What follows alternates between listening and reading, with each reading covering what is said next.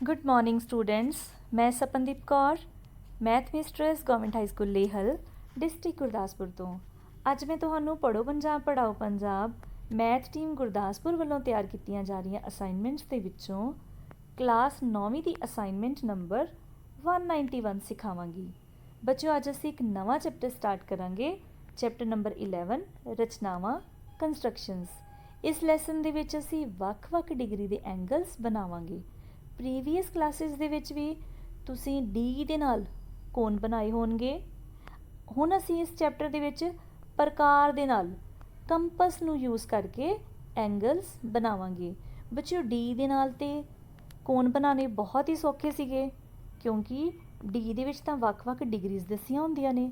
ਦੇਖੋ ਵੱਖ-ਵੱਖ ਡਿਗਰੀਜ਼ ਹੈਗੀਆਂ ਨੇ 10 ਡਿਗਰੀ 20 30 40, ਠੀਕ ਹੈ। ਇਹ ਸਾਰੀਆਂ ਡਿਗਰੀਜ਼ ਜਿਹੜੀਆਂ ਨੇ ਲਿਖੀਆਂ ਹੋਈਆਂ ਨੇ। 180 ਤੱਕ ਵੀ ਤੁਸੀਂ ਬਣਾ ਸਕਦੇ ਹੋ, ਉਸ ਤੋਂ ਬਾਅਦ ਤੁਸੀਂ 360 ਡਿਗਰੀ ਤੱਕ ਵੀ ਈਜ਼ੀਲੀ ਬਣਾ ਸਕਦੇ ਹੋ, ਕਿਉਂਕਿ ਇੱਥੇ ਡਿਗਰੀਜ਼ ਲਿਖੀਆਂ ਹੁੰਦੀਆਂ ਨੇ। ਲੇਕਿਨ ਕੰਪਸ ਦੇ ਵਿੱਚ ਕੀ ਹੁੰਦਾ ਹੈ, ਕੰਪਸ ਦੇ ਵਿੱਚ ਤਾਂ ਸਿਰਫ ਦੋ ਹੀ ਪੁਆਇੰਟ ਨੇ।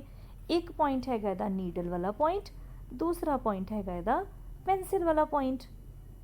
ਇਸ ਕਰਕੇ ਇੱਥੇ ਡਿਗਰੀ ਤਾਂ ਕੋਈ ਲਿਖੀ ਨਹੀਂ ਹੋਈ, ਤੇ ਅਸੀਂ ਕਿਵੇਂ ਬਣਾਵਾਂਗੇ ਉਹਦੇ ਵਾਸਤੇ ਅਸੀਂ ਸਭ ਤੋਂ ਪਹਿਲੇ ਇੱਕ ਬਹੁਤ ਹੀ ਇੰਪੋਰਟੈਂਟ ਸਟੈਪ ਸਮਝਾਂਗੇ, ਜਿਹੜਾ ਕਿ ਸਾਡੀ ਅਸਾਈਨਮੈਂਟ ਦਾ ਪਹਿਲਾ ਪੁਆਇੰਟ ਹੈ। ਇਹ ਸਾਡੇ ਪੂਰੇ ਐਂਗਲਸ ਬਣਾਉਣ ਵਾਸਤੇ ਬੇਸਿਕ ਪੁਆਇੰਟ ਹੈਗਾ।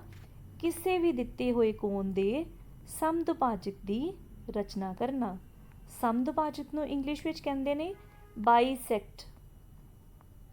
ਬਾਈਸੈਕਟ ਸਮਦੁਭਾਜਕ, ਦੋ ਬਰਾਬਰ ਹਿੱਸਿਆਂ ਦੇ ਵਿੱਚ ਵੰਡ ਦੇਣਾ। 100 ਡਿਗਰੀ ਅਗਰ ਕੋਈ ਐਂਗਲ ਦਿੱਤਾ ਹੋਵੇ ਤਾਂ ਅਸੀਂ ਉਹਦਾ ਬਾਈਸੈਕਟ ਕਰ ਸਕਦੇ ਹਾਂ, ਮਤਲਬ 50 ਡਿਗਰੀ ਦੇ ਵਿੱਚ ਉਹਨੂੰ ਅਸੀਂ ਕਨਵਰਟ ਕਰ ਸਕਦੇ ਹਾਂ। ਅਗਰ ਸਾਡੇ ਕੋਲ 90 ਡਿਗਰੀ ਦਾ ਐਂਗਲ ਦਿੱਤਾ ਹੋਵੇ ਤਾਂ ਅਸੀਂ ਉਹਨੂੰ ਬਾਈਸੈਕਟ ਕਰ ਸਕਦੇ ਹਾਂ, ਦੋ ਬਰਾਬਰ ਦੇ ਭਾਗਾਂ ਵਿੱਚ ਵੰਡ ਸਕਦੇ ਹਾਂ, 45 ਡਿਗਰੀ ਹੋ ਜਾਏਗਾ। ਜੇ 60 ਡਿਗਰੀ ਦਾ ਐਂਗਲ ਹੋਏਗਾ ਤੇ ਅਸੀਂ ਉਹ 30 ਡਿਗਰੀ ਦੇ ਵਿੱਚ ਉਹਨੂੰ ਬਦਲ ਸਕਦੇ ਹਾਂ। ਇਹਨੂੰ ਅਸੀਂ ਬੱਚਿਓ ਕਹਿੰਦੇ ਹਾਂ ਬਾਈਸੈਕਟ ਕਰਨਾ ਜਾਂ ਸਮਦੁਭਾਜਕ ਕਰਨਾ। ਤੇ ਆਓ ਅਸੀਂ ਕਰਦੇ ਹਾਂ। ਸਭ ਤੋਂ ਪਹਿਲੇ ਅਸੀਂ ਇੱਕ ਐਂਗਲ ਡਰਾ ਕਰ ਲੈਂਦੇ ਹਾਂ। ਰਫ ਐਂਗਲ ਡਰਾ ਕਰਦੇ ਹਾਂ ਅਸੀਂ ਬਿਨਾਂ ਕਿਸੇ ਮੇਜਰਮੈਂਟ ਦੇ। ਉਹਦੇ ਲਈ ਅਸੀਂ ਇੱਕ ਲਾਈਨ ਡਰਾ ਕਰ ਲੈਂਦੇ ਹਾਂ ਸਕੇਲ ਦੇ ਨਾਲ। ਇੱਕ ਹੋਰ ਅਸੀਂ ਲਾਈਨ ਡਰਾ ਕਰਦੇ ਹਾਂ ਤਾਂ ਕਿ ਇੱਥੇ ਇੱਕ ਐਂਗਲ ਬਣ ਜਾਵੇ। ਇੱਥੇ ਅਸੀਂ ਬਣਾਤਾ ਇੱਕ ਐਂਗਲ, ਜਿੱਥੇ ਦੋਨੋਂ ਲਾਈਨਸ ਮੀਟ ਕਰਨਗੀਆਂ ਉੱਥੇ ਇੱਕ ਐਂਗਲ ਬਣੇਗਾ। ਇਹਦਾ ਇੱਕ ਨਾਮ ਰੱਖ ਲੈਂਦੇ ਹਾਂ, ਐਂਗਲ ਏ ਰੱਖ ਲੈਂਦੇ ਹਾਂ। ਜਿੱਥੇ ਦੋਨੋਂ ਜਿਹੜੀਆਂ ਲਾਈਨਸ ਨੇ ਮਿਲ ਰਹੀਆਂ ਨੇ ਪੁਆਇੰਟ ਏ ਤੇ, ਇੱਥੇ ਫਿਰ ਬੱਚੇ ਇੱਕ ਐਂਗਲ ਬਣੇਗਾ। ਐਂਗਲ ਨੂੰ ਅਸੀਂ ਡਰਾ ਕਰ ਲੈਂਦੇ ਹਾਂ ਕੰਪਸ ਦੇ ਨਾਲ। ਹੁਣ ਕੰਪਸ ਦੀ ਜਿਹੜੀ ਨੀਡਲ ਹੈਗੀ ਆ, ਮੇਨ ਪੁਆਇੰਟ ਜਿਹੜਾ ਇਹਦਾ ਹੈਗਾ, ਉਹਨੂੰ ਅਸੀਂ ਏ ਪੁਆਇੰਟ 'ਤੇ ਰੱਖ ਦਿੱਤਾ। ਕੰਪਸ ਨੂੰ ਜਿੰਨਾ ਮਰਜ਼ੀ ਤੁਸੀਂ ਪੈਨਸਿਲ ਵਾਲੀ ਸਾਈਡ ਤੋਂ ਖੋਲ ਸਕਦੇ, ਦੇਖੋ ਜਿੰਨਾ ਮਰਜ਼ੀ ਖੋਲ ਲਓ, ਕਿਉਂਕਿ ਪਹਿਲਾ ਜਿਹੜਾ ਐਂਗਲ ਤੁਸੀਂ ਬਣਾਉਣਾ ਹੈ ਉਹ ਆਪਣੀ ਮਰਜ਼ੀ ਦੇ ਨਾਲ ਜਿੱਥੇ ਮਰਜ਼ੀ ਬਣਾ ਸਕਦੇ ਹੋ। ਮੰਨ ਲਓ ਅਸੀਂ ਬਣਾ ਲੈਂਦੇ ਹਾਂ ਇੱਥੇ। ਹੁਣ ਇੱਥੇ ਅਸੀਂ ਇੱਕ ਆਰਕ ਲਗਾ ਲੈਂਦੇ ਹਾਂ। ਇਹ ਅਸੀਂ ਲਗਾਈ ਇੱਕ ਆਰਕ, ਜਿਹੜੀਆਂ ਦੋਨੋਂ ਲਾਈਨਸ ਨੂੰ ਇੰਟਰਸੈਕਟ ਕਰ ਰਹੀ ਹੋਵੇ। ਇੱਕ ਅਸੀਂ ਆਰਕ ਲਗਾ ਲਈ। ਇੱਥੇ ਅਸੀਂ ਕੁਝ ਪੁਆਇੰਟ ਦੇ ਨਾਮ ਰੱਖ ਲੈਂਦੇ ਹਾਂ ਕਿ ਪਹਿਲੀ ਜਿਹੜੀ ਲਾਈਨ ਸੀਗੀ ਉਹਨੂੰ ਇਹ ਪੁਆਇੰਟ ਬੀ 'ਤੇ ਕੱਟ ਰਹੀ ਹੈ। ਇੱਧਰ ਅਸੀਂ ਲਿਖ ਲੈਂਦੇ ਹਾਂ ਪੁਆਇੰਟ ਸੀ। ਕੋਈ ਵੀ ਤੁਸੀਂ ਨਾਮ ਰੱਖ ਸਕਦੇ ਹੋ। ਹੁਣ ਜਿਹੜਾ ਅਸੀਂ ਐਂਗਲ ਡਰਾ ਕੀਤਾ ਹੈ ਇਹਨੂੰ ਅਸੀਂ ਕਰਨਾ ਹੁਣ ਬਾਈਸੈਕਟ। ਉਹਦੇ ਵਾਸਤੇ ਕੰਪਸ ਨੂੰ ਪਹਿਲੇ ਅਸੀਂ ਰੱਖਣਾ ਪੁਆਇੰਟ ਬੀ 'ਤੇ ਕੰਪਸ ਨੂੰ ਕਿੰਨਾ ਖੋਲ੍ਹਣਾ ਆ, ਇਹ ਵਾਲਾ ਸਟੈਪ ਬਹੁਤ ਹੀ ਜ਼ਿਆਦਾ ਇੰਪੋਰਟੈਂਟ ਹੈ। ਜਦੋਂ ਵੀ ਬਾਈਸੈਕਟ ਕਰਨਾ ਹੋਵੇ ਅਸੀਂ ਕੀ ਕਰਾਂਗੇ, ਜਿਹੜੀ ਟੋਟਲ ਲੈਂਥ ਹੈਗੀ ਹੈ ਐਂਗਲ ਦੀ ਜਾਂ ਕਿਸੇ ਲਾਈਨ ਦੀ ਜਾਂ ਕਿਸੇ ਐਂਗਲ ਦੀ ਜਿਹੜੀ ਟੋਟਲ ਲੈਂਥ ਹੁੰਦੀ ਹੈ ਉਹਦਾ ਅਪਰੋਕਸੀਮੇਟਲੀ ਹਾਫ, ਦੇਖੋ ਕਿੱਥੇ ਕੁ ਜੀ ਆ ਰਿਹਾ, ਇੱਥੇ ਆ ਰਿਹਾ। ਹਾਫ ਨਾਲੋਂ ਜ਼ਿਆਦਾ ਤੁਸੀਂ ਪ੍ਰਕਾਰ ਖੋਲ੍ਹਣੀ ਹੈ। ਕਦੀ ਵੀ ਤੁਸੀਂ ਬਾਈਸੈਕਟ ਕਰਨਾ ਹੋਵੇ ਕਿਸੇ ਲਾਈਨ ਦਾ ਜਾਂ ਕਿਸੇ ਐਂਗਲ ਦਾ, ਹਾਫ ਨਾਲੋਂ, ਇੱਥੇ ਬੱਚੋ ਕਿੰਨਾ ਹੋ ਗਿਆ ਹਾਫ ਨਾਲੋਂ ਜ਼ਿਆਦਾ ਤੁਸੀਂ ਕੰਪਸ ਨੂੰ ਖੋਲ੍ਹ ਲੈਣਾ। ਉਸ ਤੋਂ ਬਾਅਦ ਤੁਸੀਂ ਇੱਥੇ ਲਗਾ ਦੇਣੀ ਹੈ ਇੱਕ ਆਰਕ ਲਗਾ ਦੇਣੀ ਹੈ। ਇਸੇ ਤਰ੍ਹਾਂ ਹੁਣ ਬਿਨਾਂ ਹਿਲਾਏ, ਬਿਨਾਂ ਮਤਲਬ ਬਿਨਾਂ ਖੋਲ੍ਹੇ, ਸਿਰਫ ਨੀਡਲ ਨੂੰ ਉਠਾ ਕੇ ਲੈ ਕੇ ਆਉਣਾ ਅਸੀਂ ਪੁਆਇੰਟ ਸੀ ਦੇ ਉੱਪਰ। ਤੇ ਇੱਥੇ ਫਿਰ ਅਸੀਂ ਇੱਕ ਹੋਰ ਆਰਕ ਲਗਾਵਾਂਗੇ ਜਿਹੜੀ ਪਹਿਲੀ ਆਰਕ ਨੂੰ ਕਿਸੇ ਪੁਆਇੰਟ 'ਤੇ ਕੱਟ ਰਹੀ ਹੋਵੇ। ਉਸ ਪੁਆਇੰਟ ਦਾ ਵੀ ਅਸੀਂ ਨਾਮ ਰੱਖ ਦਿੰਦੇ ਹਾਂ। ਉਸ ਪੁਆਇੰਟ ਦਾ ਅਸੀਂ ਨਾਮ ਰੱਖ ਦਿੰਦੇ ਹਾਂ ABC ਹੋ ਗਿਆ। ਹੁਣ ਅਸੀਂ ਇੱਥੇ D ਪੁਆਇੰਟ ਰੱਖ ਦਿੰਦੇ ਹਾਂ।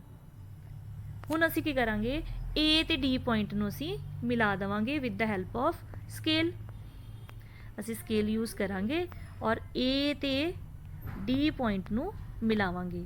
ਬੱਚੇ ਇਹ ਬੜਾ ਇੰਪੋਰਟੈਂਟ ਪੁਆਇੰਟ ਹੈਗਾ ਕਿ ਅਸੀਂ ਸਕੇਲ ਨੂੰ ਇਸ ਤਰ੍ਹਾਂ ਰੱਖਣਾ ਹੈ ਕਿ ਦੋਨੋਂ ਪੁਆਇੰਟ ਜਿਹੜੇ ਨੇ ਉਹ ਲਾਈਨ ਦੇ ਵਿੱਚੋਂ ਹੋ ਕੇ ਜਾਣ, A ਪੁਆਇੰਟ ਤੇ D ਪੁਆਇੰਟ, ਜਿੱਥੇ ਦੋਨੋਂ ਪੁਆਇੰਟ ਸਾਨੂੰ ਉਸ ਲਾਈਨ ਤੇ ਮਿਲਣ, A ਪੁਆਇੰਟ ਤੇ D ਪੁਆਇੰਟ।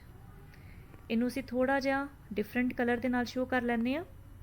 ਇਹ ਹੋ ਗਿਆ ਸਾਡੇ ਕੋਲ A ਤੇ D ਨੂੰ ਮਿਲਾਉਂਦੀ ਹੋਈ ਇੱਕ ਲਾਈਨ, ਬਾਈਸੈਕਟ।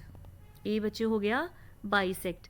ਪਹਿਲੇ ਸਾਡੇ ਕੋਲ ਐਂਗਲ ਸੀਗਾ ਐਂਗਲ BAC, ਆ ਦੇਖੋ BA ਤੇ C ਐਂਗਲ ਸੀਗਾ, ਇਹ ਵਾਲਾ ਐਂਗਲ BA ਤੇ C। ਜਿਹੜੀ ਸੈਂਟਰ ਵਾਲੀ ਲਾਈਨ ਆ ਰਹੀ ਹੈ A ਤੇ D, ਇਹ ਕੀ ਹੋ ਗਈ ਬਾਈਸੈਕਟ। ਇਹਨੂੰ ਅਸੀਂ ਕਹਿੰਦੇ ਆ ਕਿਸੇ ਵੀ ਐਂਗਲ ਨੂੰ ਬਾਈਸੈਕਟ ਕਿਵੇਂ ਕਰਨਾ ਹੈ ਜਾਂ ਸਮਦੁਭਾਜਿਤ ਕਿਵੇਂ ਕਰਨਾ ਹੈ। ਇਹਨੂੰ ਬੱਚੇ ਤੁਸੀਂ ਮੈਜਰ ਵੀ ਕਰ ਸਕਦੇ ਹੋ। ਪਹਿਲੇ ਜਿਹੜਾ ਸੀਗਾ ਐਂਗਲ ਸਾਡਾ ਉਹ ਕਿੰਨਾ ਸੀਗਾ, ਹੁਣੇ ਦੇਖ ਲੈਂਦੇ ਆਪਾਂ D ਦੇ ਨਾਲ। ਪਹਿਲੇ ਦੇਖੋ ਐਂਗਲ ਕਿੰਨਾ ਆ ਰਿਹਾ ਸਾਡੇ ਕੋਲ 70 ਡਿਗਰੀ। ਕਿੱਥੇ ਰੀਡਿੰਗ ਆ ਰਹੀ ਹੈ ਸਾਡੇ ਕੋਲ, ਇੱਥੇ ਆ ਰਹੀ ਹੈ। ਇਹ ਆ ਗਈ ਸਾਡੇ ਕੋਲ 70 ਡਿਗਰੀ ਰੀਡਿੰਗ ਆ ਗਈ, 70 ਡਿਗਰੀ। ਹੁਣ ਜਦੋਂ ਅਸੀਂ ਬਾਈਸੈਕਟ ਕੀਤਾ ਦੇਖੋ ਕਿੰਨੇ ਡਿਗਰੀ ਐਂਗਲ ਆ ਰਿਹਾ, ਇੱਧਰ 35 ਡਿਗਰੀ ਆ ਰਿਹਾ। ਕਿੰਨਾ ਐਂਗਲ ਆ ਗਿਆ 35 ਡਿਗਰੀ। ਇਹਨੂੰ ਕੀ ਕਹਿੰਦੇ ਨੇ ਬਾਈਸੈਕਟ। ਹੁਣ ਦੇਖੋ 35 ਡਿਗਰੀ ਇੱਧਰ ਵਾਲੀ ਸਾਈਡ ਤੇ ਹੋ ਗਿਆ ਔਰ 35 ਇੱਧਰ ਹੋ ਗਿਆ, ਹਾਫ ਹੋ ਗਿਆ ਨਾ।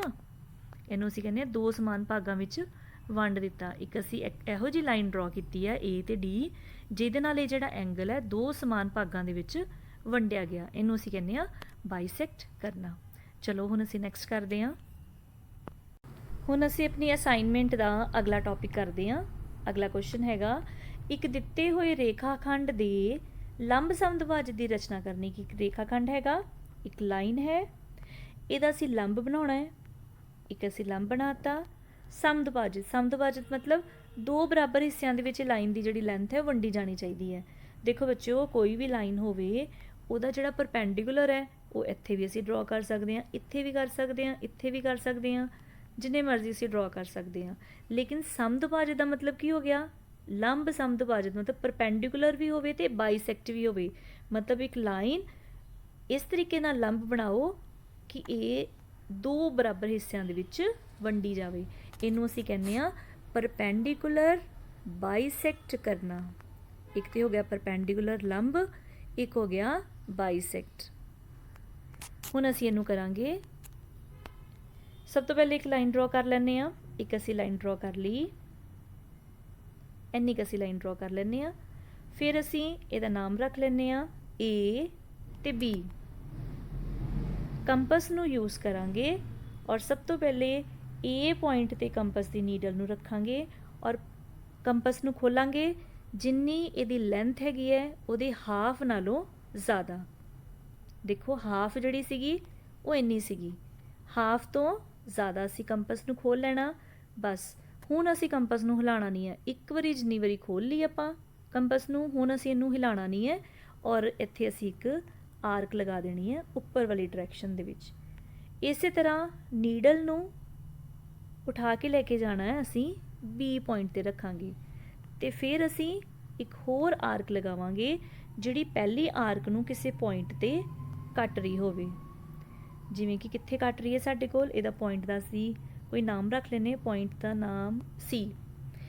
ਹੁਣ ਕੰਪਸ ਨੂੰ ਬਿਨਾਂ ਹਿਲਾਏ ਫਿਰ ਦੁਬਾਰਾ A ਪੁਆਇੰਟ ਤੇ ਲੈ ਕੇ ਜਾਣਾ ਹੈ। A ਤੇ ਰੱਖਿਆ। ਜਿਸ ਤਰ੍ਹਾਂ ਅਸੀਂ ਉੱਪਰ ਵਾਲੀ ਡਾਇਰੈਕਸ਼ਨ ਦੇ ਵਿੱਚ ਦੋ ਆਰਕ ਲਗਾਈਆਂ ਨੇ ਵਾਰੋ ਵਾਰੀ, ਇਸੇ ਤਰ੍ਹਾਂ ਅਸੀਂ ਹੇਠਾਂ ਵਾਲੀ ਡਾਇਰੈਕਸ਼ਨ ਦੇ ਵਿੱਚ ਵੀ ਵਾਰੋ ਵਾਰੀ A ਤੇ ਫਿਰ B ਤੇ ਰੱਖ ਕੇ ਇੱਕ ਆਰਕ ਲਗਾਣੀ ਹੈ। ਦੇਖੋ ਅਸੀਂ ਦੋ ਹੋਰ ਆਰਕ ਲਗਾਤੀਆਂ। ਜਿਵੇਂ ਅਸੀਂ ਪਹਿਲੇ ਆਰਕ ਲਗਾਈਆਂ ਸੀਗੀਆਂ ਉੱਪਰ ਵਾਲੀ ਡਾਇਰੈਕਸ਼ਨ ਦੇ ਵਿੱਚ, ਹੁਣ ਅਸੀਂ ਲਗਾਤੀਆਂ ਹੇਠਾਂ ਵਾਲੀ ਡਾਇਰੈਕਸ਼ਨ ਦੇ ਵਿੱਚ। ਜਿੱਥੇ ਦੋਨੋਂ ਆਰਕ ਮਿਲਦੀਆਂ ਪਈਆਂ ਨੇ ਉਹਦਾ ਨਾਮ ਰੱਖ ਲਿਆ D। ਹੁਣ ਅਸੀਂ ਸਕੇਲ ਦੀ ਹੈਲਪ ਦੇ ਨਾਲ C ਤੇ D ਲਾਈਨ ਨੂੰ ਮਿਲਾ ਦੇਵਾਂਗੇ। ਸਕੇਲ ਯੂਜ਼ ਕਰਾਂਗੇ ਔਰ ਅਸੀਂ C ਤੇ D ਨੂੰ ਮਿਲਾਉਂਦੀ ਹੋਈ ਇੱਕ ਲਾਈਨ ਨੂੰ ਡਰਾ ਕਰਾਂਗੇ। ਸਕੇਲ ਅਸੀਂ ਬਿਲਕੁਲ ਸਿੱਧਾ ਰੱਖਣਾ ਹੈ ਜਿੱਥੇ C ਤੇ D ਜਿਹੜੇ ਪੁਆਇੰਟ ਨੇ ਦੋਨੋਂ ਮਿਲਦੇ ਪਏ ਹੋਣ।